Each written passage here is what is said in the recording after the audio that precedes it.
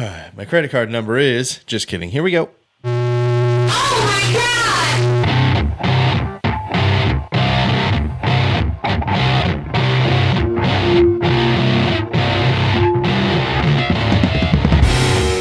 Hey everybody, welcome to Between the Seasons Murder Break number 2. We had it named this time, bro. Hey, yeah, welcome back everybody. This is our little mini show. I don't want to call it a mini-sode, or everybody does it. We're not doing that, man. We just missed you guys and want to tell some stories. Yeah. So Greg brought one, I brought one. Like I said, we're going to try to do this every week until we bring out the rollout season 3 for you guys. So thanks for listening. Thanks for the good feedback on just our mini episode, man. That was awesome, you guys. We appreciate it. I thought you just said we weren't gonna call it that. Mini-sode specifically, I feel like is the combination that people. I just don't want to be like everyone else, you know. I like to think of this as like summer league. Okay. Like it's it's the off season. We're just like staying limber. Exactly. We're just stretching it out, building a couple of outlines, telling some stories. Yeah, that's true. Well, I guess I should say it. From the bunker, far away, across the internet, as we know. How goes it? Co-host Greg. I mean, it's overall it's good. Things are positive. Overall good. Does that mean they're like sparse moments of negative, but like in the end you see the silver lining? More like a crushing weight. But it's okay. Okay. Well, all right. This is fine. This will be fine. Yeah. So, hey man, tell me that story you brought. Let's just jump right into this old damn thing. Okay. This one actually, it was requested. Well, not requested, but sent to me by Jake Barnes. So thanks, dude. Jacob Wetterling is the victim. He was born February 17th, 1978, and he died October 22nd, 1989. He was only 11.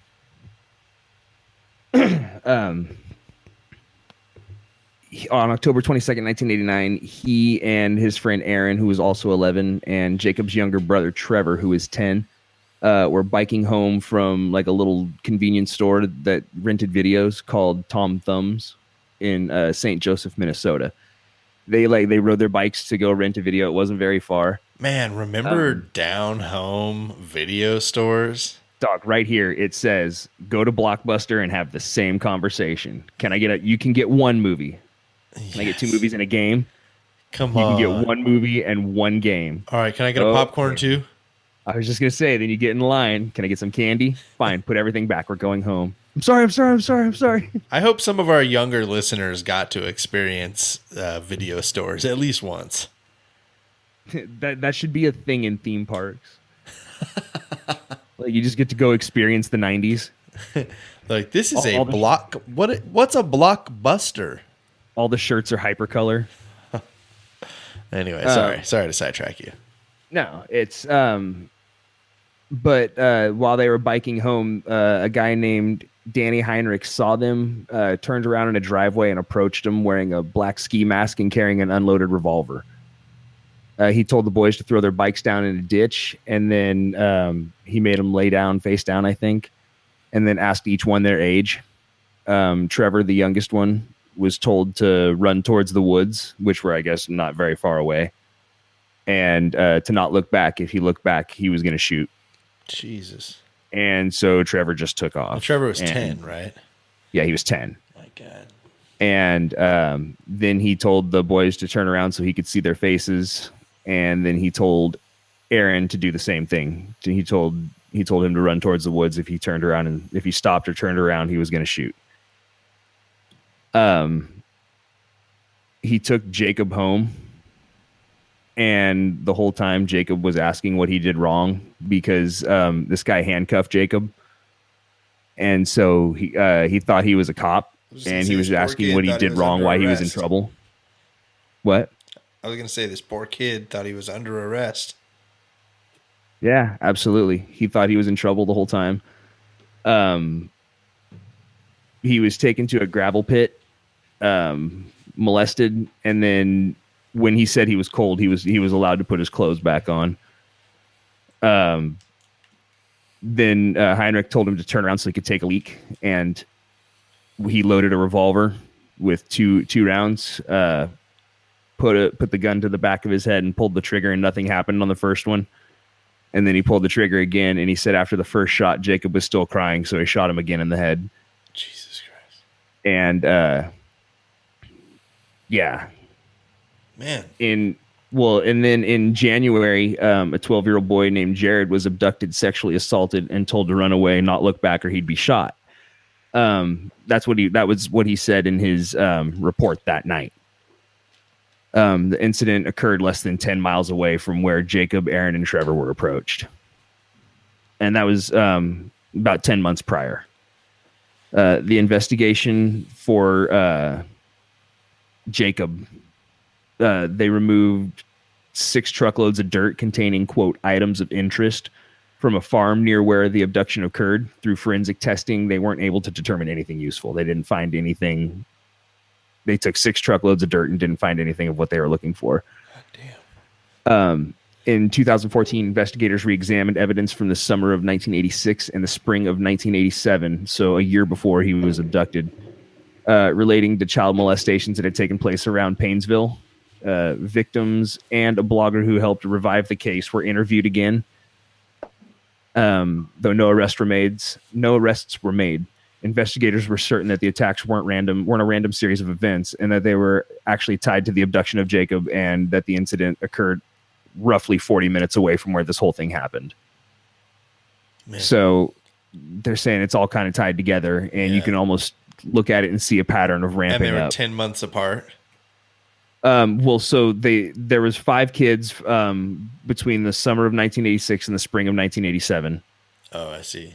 And this happened. Then there was a kid in January of 1989, and then Jacob in October of 1989. Man.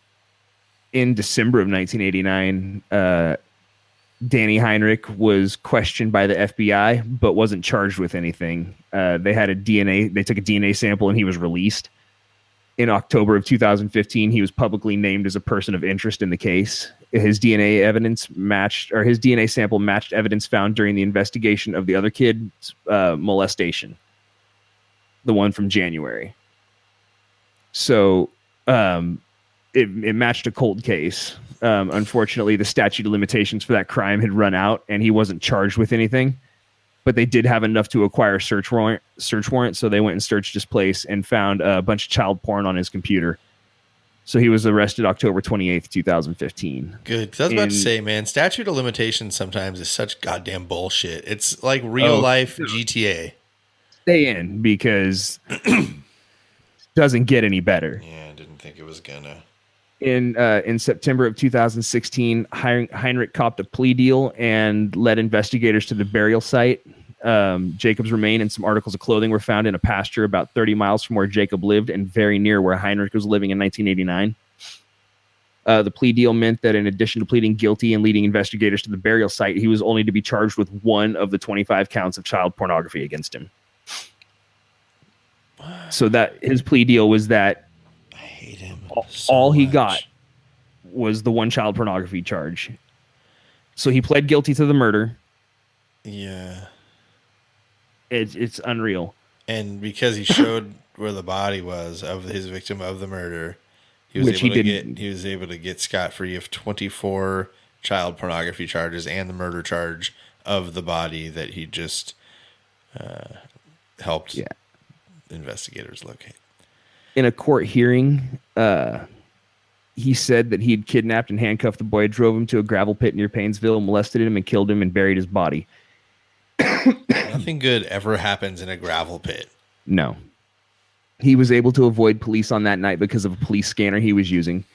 He revealed that after the first shot, Jacob was still crying. He used equipment at the gravel pit to dig a hole and bury Jacob. And then he went back a year later, dug up the remains, put them in a trash bag, and reburied them in a pasture. He also admitted to kidnapping and sexually assaulting Jared, the kid from January. earlier that year. Man. In accordance with his plea deal, he was not charged with Jacob's murder. He was not charged with the kidnapping and the sexual assault on Jared. He was not charged for 25 counts of child pornography or any of the other various addendums that get tacked on, like assault with a deadly weapon. Yeah. You know what I mean? Stuff like that. For sure. And he was charged for 1 count of child pornography that he copped to, and he was given the maximum sentence for that crime. So 20 years. The prosecutors can seek civil commitment when his sentence is served. So basically on the grounds that he's a sexual predator, so that basically they're saying it's going to keep him from ever going free again. But the judge feels confident that the public would never allow him to go free. And he's only going to be 73 at the end of his sentence. Well, yeah. So Jacob's parents started a foundation focused on educating the public about who takes children and how they do it and what each of us can do to stop it. So it seems like a good educational thing, and it's a resource center. yeah. So for more information, check them out on Facebook at Jacob Wetterling Resource Center. Obviously they're trying to do something very positive. So I encourage checking them out and getting involved where you can. And sorry, you may have said this. Where did this take place? In Minnesota. Minnesota. Yeah. Okay. St. Joseph, Minnesota. Okay. So yeah, And I also again I want to thank Jake Barnes for sending this in. You can find him on Instagram at NerdAlert64. And also want to say hi to Keith Fox, because apparently he digs this show too. Yeah, and Keith. Jake said he got him all turned on to the show. So yeah, what's up, Keith? I gotta say, the name Keith Fox is like the smoothest fucking thing. Well, congratulations, Keith Fox, on that fucking cool name, dude. Yep. Yeah. So yeah, Greg and I don't normally talk to one another specifically about what we're going to be covering on the show, because we both know what has been covered, and we're not gonna cover any of those things. Sometimes we got to check each other, but for the most part, like, we try not to bring it to the table until we get here.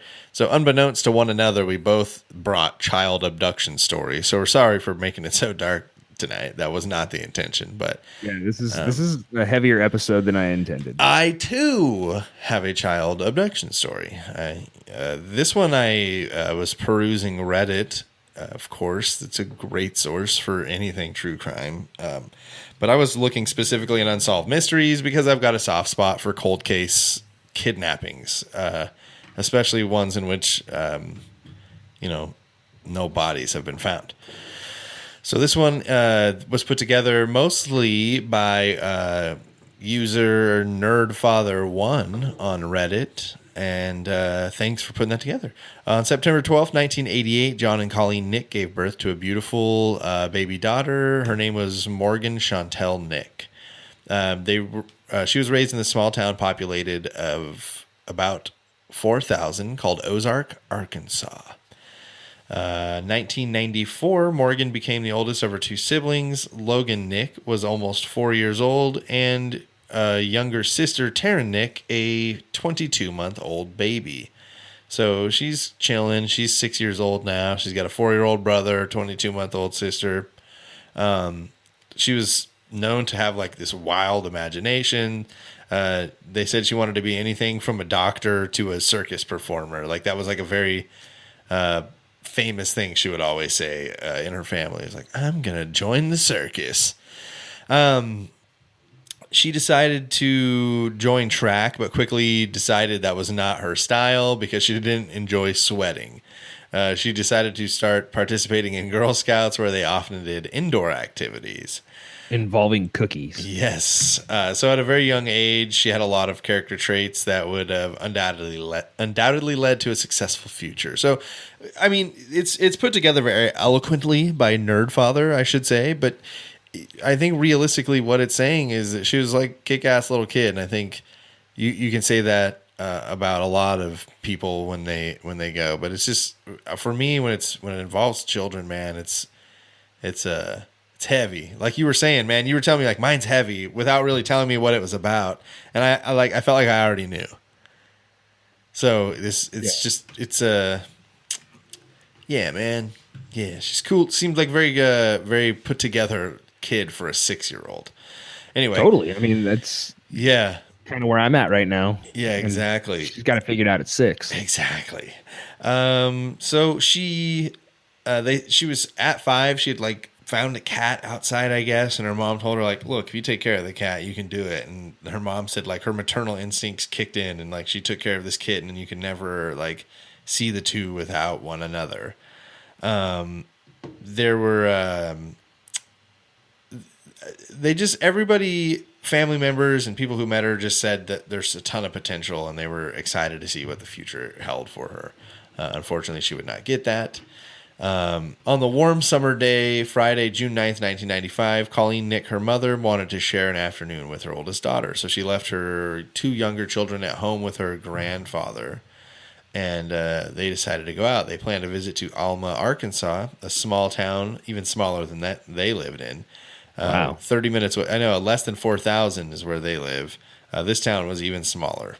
They were going to a Little League baseball game of some friends or some family that had lived in this town. So later that afternoon, Colleen and Morgan had grilled cheese sandwiches they made together before leaving in their Nissan Stanza a little early so they could get to the game and make sure they had everything in line because they'd never been to Alma. They didn't want to get lost.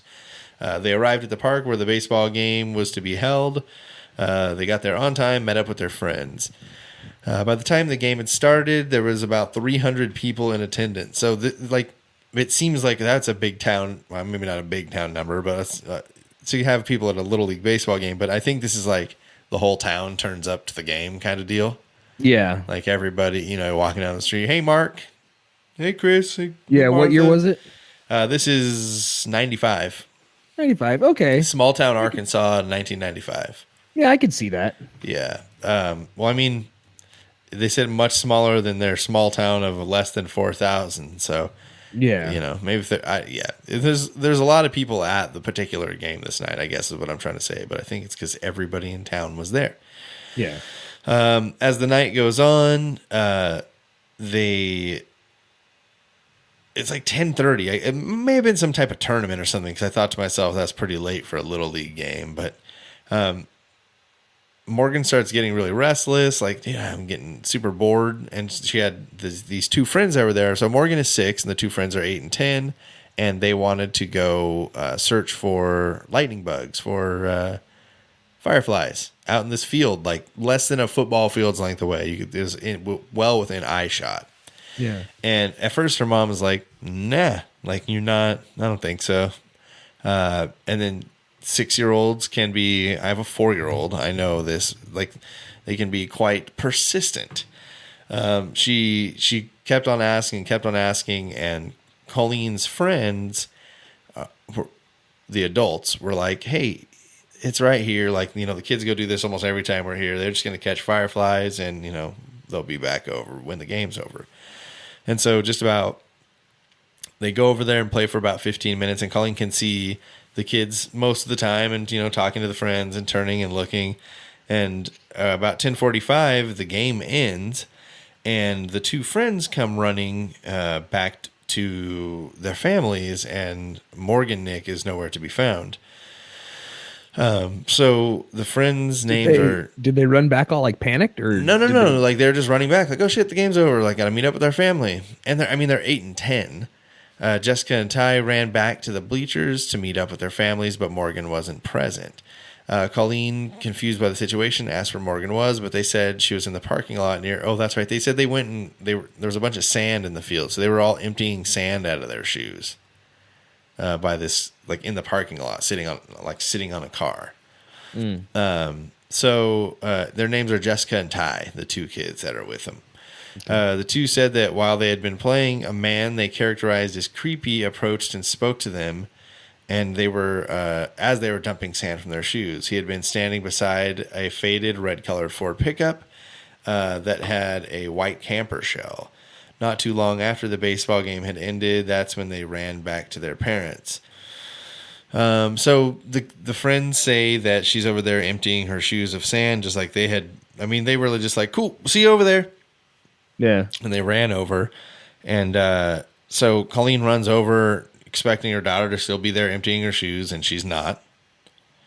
So she's God, got a, like immediate panic setting in. obviously growing more concerned by the second. I've been in McDonald's, and my kids will be up in the the tubes, and there's no way they can get in or out, nor anybody else. And I won't see them for a second, and I'll know they're in there, but I still get that like internal That little adrenaline rush, the drop Yes. sinking feeling in the pit of the stomach. Yes, exactly. So like I mean, I not at all to say I know what she's going through, but I mean, I understand the probably initial feeling, and it could probably only multiplied.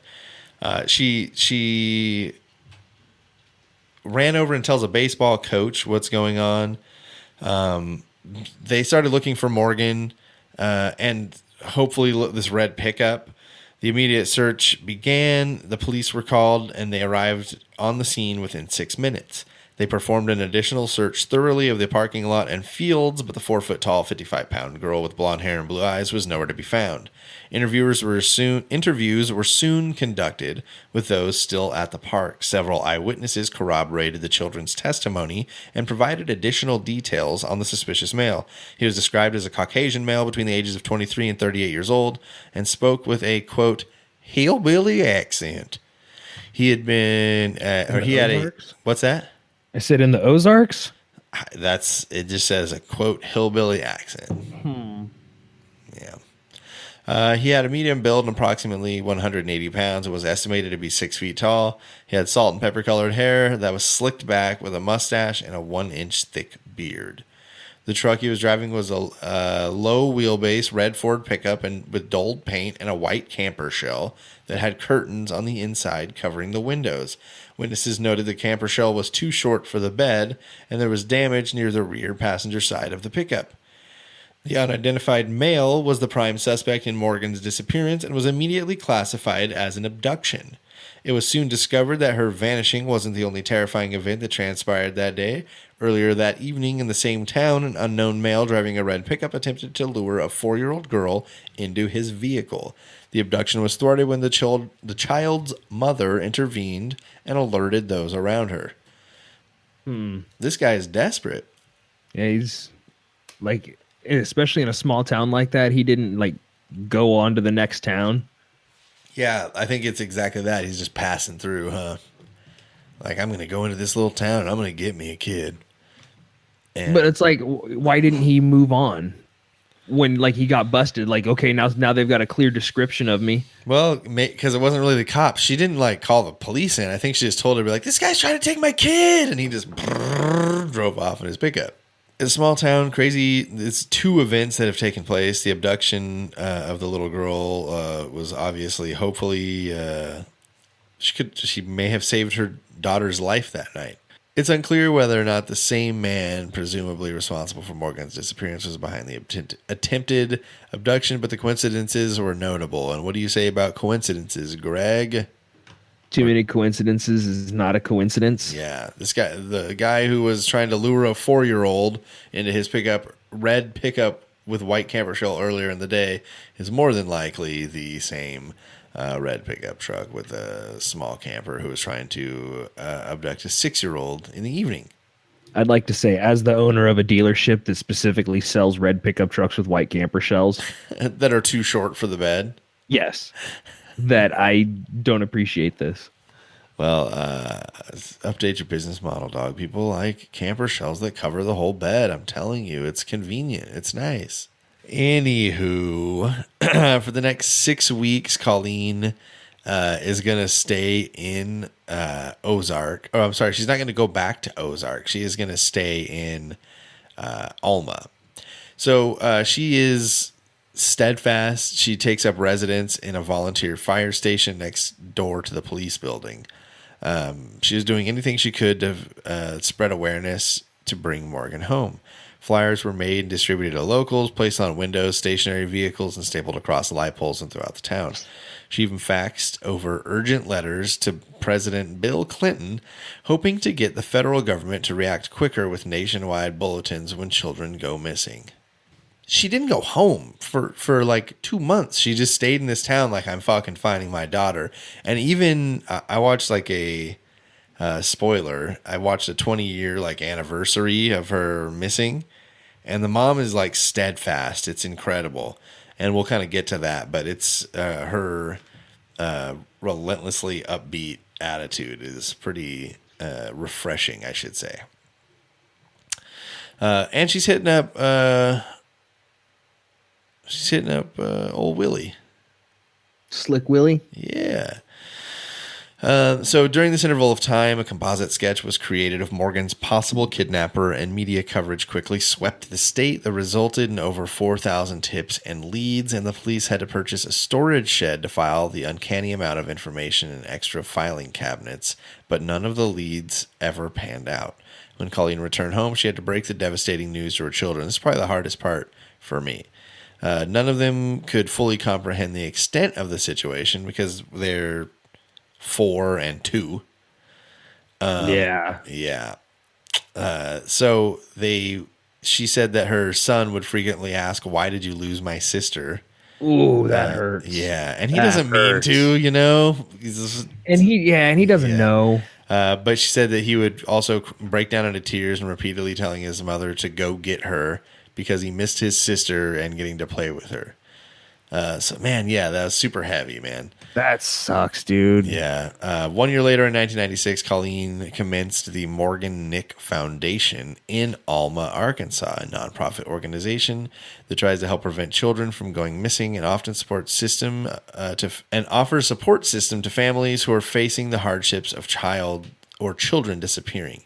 Likewise, the state of Arkansas honored Morgan by renaming their Amber Alert system after her, the Morgan Nick Amber Alert, that connected the police to over 250 radio stations in a statewide emergency broadcast.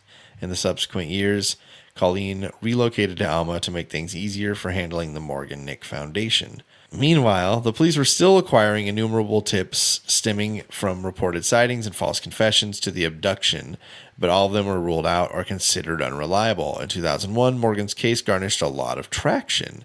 A new composite sketch was unveiled, and this was like an updated an updated sketch of the believed kidnapper, as well as an age-progressed sketch showing what Morgan may look like at her current age of 12 years old. On August 28th, 2001, the television program Unsolved Mysteries broadcasted her case and created massive resurgence that resulted in an ample amount of new tips. So this was still Robert Stack, the original guy from... Yeah. But it was like after it got canceled originally and they brought it back. What's the guy's name who ended it on Spike? Dennis Farina? Is that his name? Farina, yeah. Dennis Farina. Yeah, he did 2 seasons on Spike. For Unsolved Mysteries too, and they were also good. It was a good show all the way through. So yes, they put her case on the re-air when it was on Lifetime. So essentially, whenever Robert Stack could do an episode, they did an episode. And side story to the side story, Robert Stack. I was curious as to what happened to him.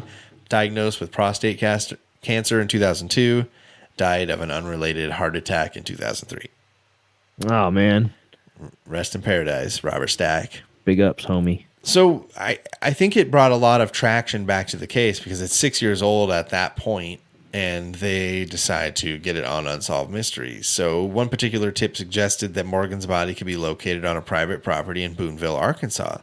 The information was deemed so specific and credible that the police initiated an immediate examination on January 15th, 2002. That does. I was just gonna say that's like weirdly specific. Yeah.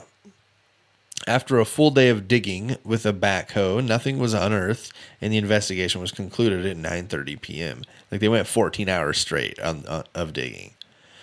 Where though? I mean, like just digging all willy nilly. I think they dug up like several feet of this backyard that they were told this body would be in. Not convinced they searched thoroughly enough. I'm not saying whether they did or they didn't. I'm just thinking, I don't know. I don't know how big the backyard was.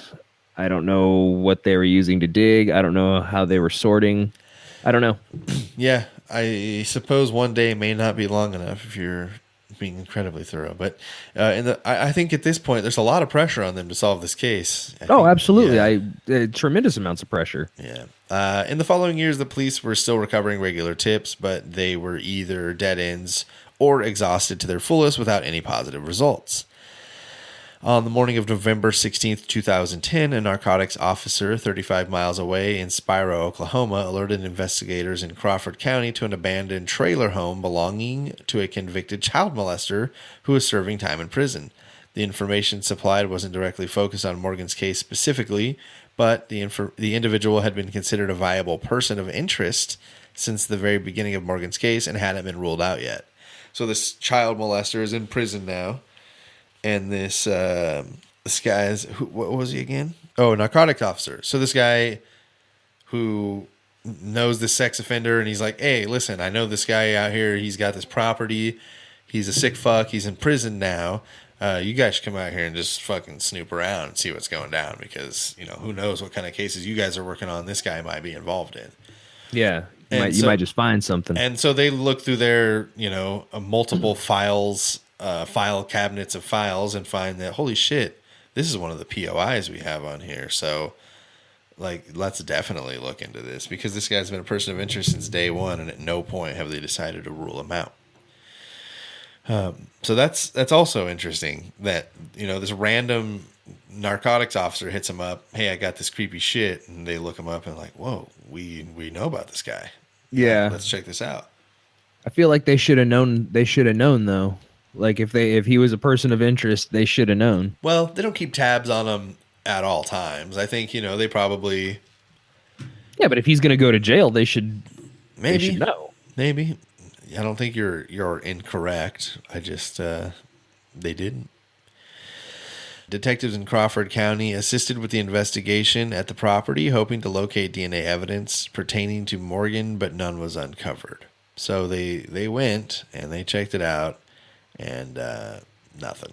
2 years later, on June 23rd, 2012, a little bit more than 17 years after Morgan disappeared, a brief glimmer of hope emerged and then diminished as quickly, in a despicable turn of events, Tanya Renee Smith, a 24-year-old Hollister, Missouri native who had served time in Louisiana State Prison, tried assuming Morgan Nick's identity by purchasing vital documents and a birth certificate via the dark web website Vital Check.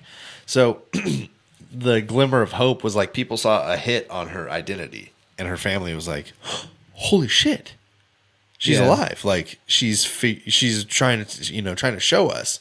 And then they track down this asshole who bought her identity on a dark web website.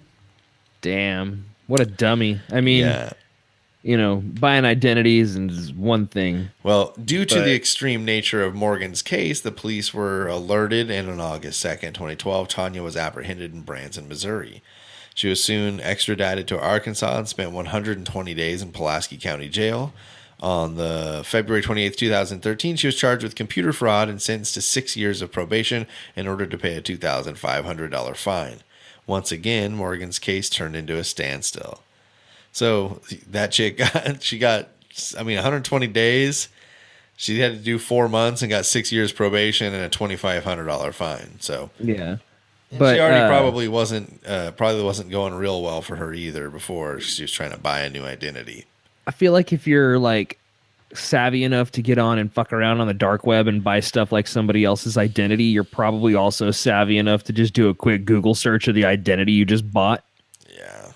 Or maybe it's a crapshoot. It's just got a question mark and says identity woman. Well, yeah, I guess. I don't know. I've never bought an identity from dark web. I've only sold mine to like 3 or 4 different people. How about your soul? I don't have Sold one. at the mill house? Don't have one. So never touched the stuff. Exactly. 5 years later, December 18th, 2017, another seemingly crucial tip regarding a water well led investigators back to the abandoned trailer home in Spiro, Oklahoma. They had searched 7 years prior. So they had searched the backyard. They were told, like, nah, you got to check the well. Dude. Yeah. So they go back, and LaFleur County Sheriff Rob Seal, along with the FBI and numerous cadaver dogs, spent the entire afternoon combing for evidence, but regrettably their efforts proved fruitless. Now, 2018, Morgan Nick has been missing for more than 22 years. From the town of Alma, Arkansas. Many things have changed since the unfateful day that Morgan's disappearance.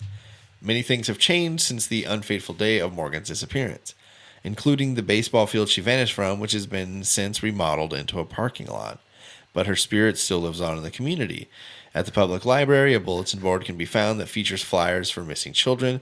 There's also a 5K 1 mile walk fundraiser hosted annually that provides extra resources for the Morgan Nick Foundation to further help prevent children from going missing. An organization that has successfully solved over 40 missing persons cases. Wow. Yep. And they have also solved 8 in which the person has been missing for over 20 years and were returned home safely. Wow, damn. Yeah. As for Colleen Nick, she remains undaunted that her daughter will be found alive, saying, "No one else has to believe it because I believe it enough for everyone. I think there will be people who will be amazed when Morgan comes home." God, I hope she's right, man. Though a considerate amount of time has gone by, she continues to fight and pursue closure. While others may not have the same sentiment, Colleen does, and her relentless faith is a testament for anyone struggling with something in their life. Never give up hope, Colleen. Fuck yeah, I never give up hope, dude. I hope she's so right. Yeah, me too. So if you guys just felt like that story was touching, and want to help or anything, you can go to the morgannickfoundation.com and you can do a one-time donation, PayPal, on your debit card, however you want. If you live in the area, Alma, Arkansas, or nearby, join the 5K and, help out. So I think if there's a cause you feel like doing a good deed today, give to the Morgan Nick Foundation. I think that'd be pretty cool. Give to the foundation Greg talked about too. This isn't a contest. I mean, this is what I want to start doing. We're all doing positive things. Yeah, we do serial killer stories a lot, but that's why I like to give light to these things when we kind of have, the guest cancellations or these between the season murder breaks, or necessarily maybe not a whole lot of murder happening. Just a lot of info we can get out there and hopefully help. So, yeah, man. Morgan Nick Foundation. What was yours called? Can you look that up real quick? Jacob Wetterling Resource Center. So check them both out, man. I mean, if you guys feel like doing your good deed, do it there. Anything else, Greg? Yeah. I'm doing some stuff. Yeah. Yeah. Is this another teaser to the teaser, or we have a teaser? No, I'm working on another podcast. Oh, would you like to tell us about it? It's conspiracy related, believe it or not. Oh, can I interview you about it, or should we just end it there and we'll tease some more? You can ask a few questions. Go ahead. I'll answer what I can. Yeah, here, give me the 30 seconds. How about that? Tell me about the show. What's it called? It's called You Didn't Hear It Here. Okay. It's also going to be on the Super Network. Super Network gets its second show. It's conspiracies. I mean, it'll be interesting because I'm trying to come at stuff objectively. I'm trying not to just get wrapped up in stuff right out of the gate, Yeah. However, I've been doing a bunch of homework and my brain hurts, and I think I've been giving myself nosebleeds, and I have a strong distrust for just about everybody. And so you've been making it happen. Yeah, it's been fun. We've got a couple episodes. We'll get you on for one. Yeah, so co-hosted by, if you guys remember on the Richard Chase revisit episode, we had Cameron and Colton on. Cameron from that episode is co-hosting with old co-host Greg over there. Yeah, I co-host. That's what I do. It's actually it's going well. We've done a couple that are really cool. We're gonna do some more that are really cool. I sat down with one. I'm not sure if we'll end up using it in the end, but we did that Roswell, and it was a lot of fun, man. Yeah, and it's fun. Like I said, we're coming at stuff objectively. We're not just like I'm doing everything I can to steer this away from it being me chain smoking cigarettes, ranting about the government. But so all of you who have been really supportive of Greg's conspiracy ways, first of all, fuck you. You're driving the man insane. But secondly, your wishes come true, at least for now. Yeah, that's coming down the pipes, you guys. So hang in there. You're going to see some stuff from Greg. You'll see some things on the Super Network page, but also I guess this is your official time to go follow You Didn't Hear It Here. Yeah, we're on Facebook and Instagram at You Didn't Hear It Here. And on Twitter, it's at @U_pod. So, check it out, I man. mean, there's going to be some stuff happening. It's not going to be out for a little bit, so you're still going to have to wait. But just know that when I said I was doing something special for you, I'm trying. Yeah, and Greg and I have said it before, but we have some other things we're trying to work on, and there's no promises. We try not to announce anything until it's really, there's a foundation, and we've begun to build upon it. So that ought to let you know how much I believe in this. Yeah, so we've got some other things that might be coming up too, you guys. So thank you for the support here, and if you haven't yet, go over there and follow the Super Network, because we're going to be pulling in some other shows and having some fun with that. So the Facebook group. Follow us on there for Serial Chillers, or get on the Facebook group. I want it to be a place that you guys, share your favorite moments of the show and put your fun serial killer memes. But also, I like the fact that it's become serial killer memes. I do not dislike that.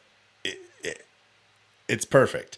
But I wanted to just say, for me, to give you guys an opportunity to, if you guys have a show, or you do something cool, or you have a small business that, supports you, put that on the page, man. Don't be a shithead and spam it and, make it obnoxious. But if, you do a business where you, create something and you sell it out of your house, or, you do a podcast, or you're in a band and you want people to check. I mean, I think that's, we're a community there, and, I just wanted to be clear that that's what I was hoping that would be.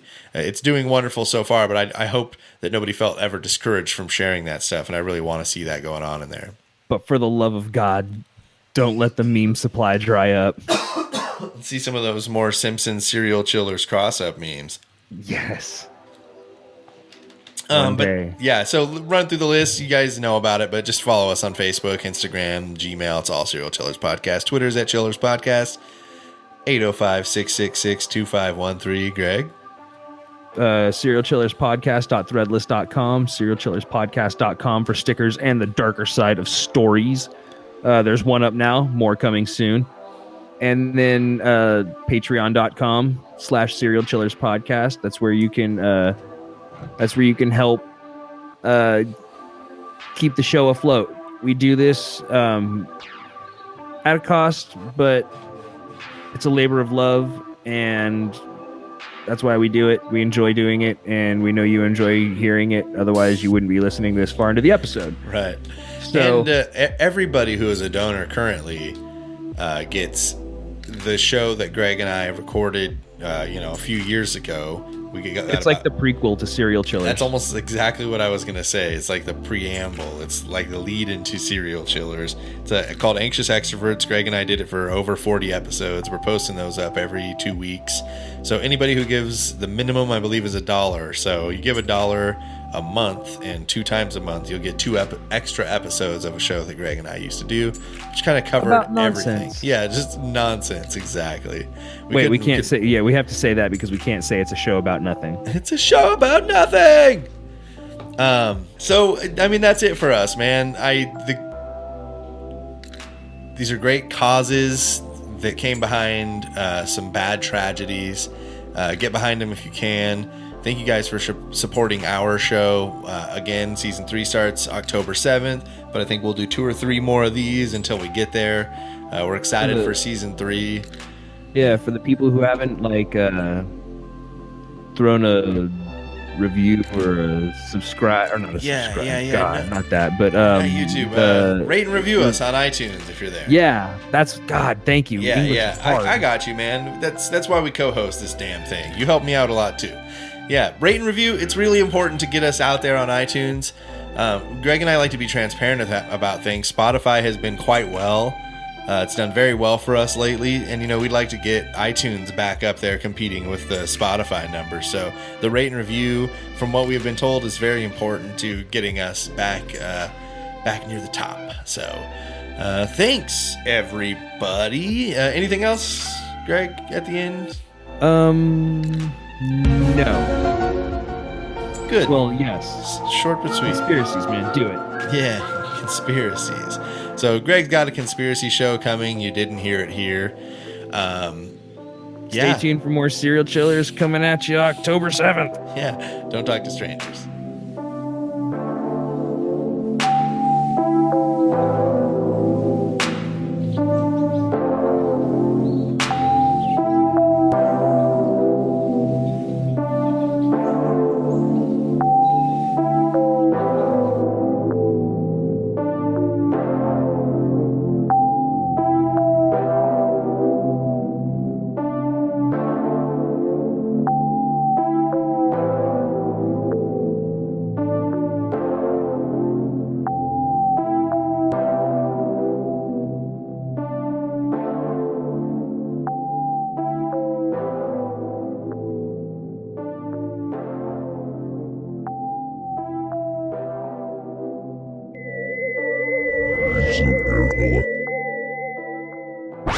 This has been another presentation from Super Network.